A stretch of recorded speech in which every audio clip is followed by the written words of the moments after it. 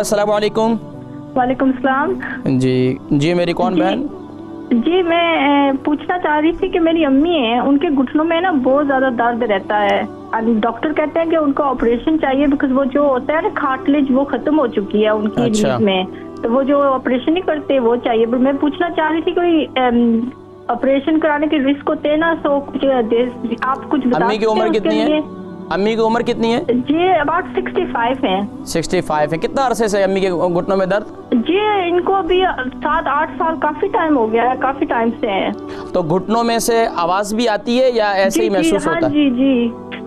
तो डॉक्टरों ने ऑपरेशन का कहा है?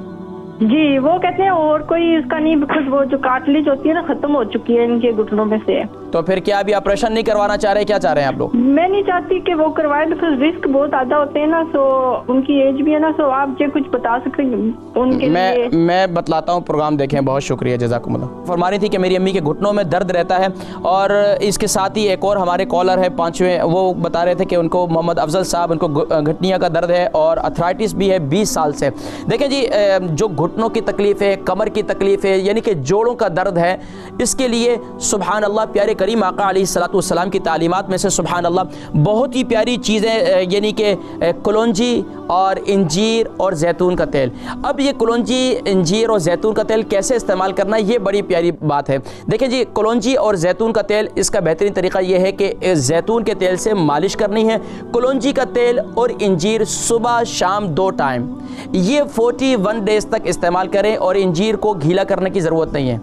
जोड़ों के दर्द, कमर का दर्द, और इसी तरीके से आपके जिस्म में बाकी जो दर्दें रहती हैं, इसके लिए बेहतरीन है। यानी कि कलौंजी का तेल जो है वो दूध में डालकर या चाय में, या शाम को चाय पीते हैं या सुबह चाय पीते हैं तो आप चाय में भी डाल सकते हैं। कलौंजी का तेल कितना? 1 टीस्पून कलौंजी का तेल जो है चाय में डाल दें, या दूध में डालकर पिएं, या कॉफ़ी पीते हैं तो उसमें डालकर पी लें।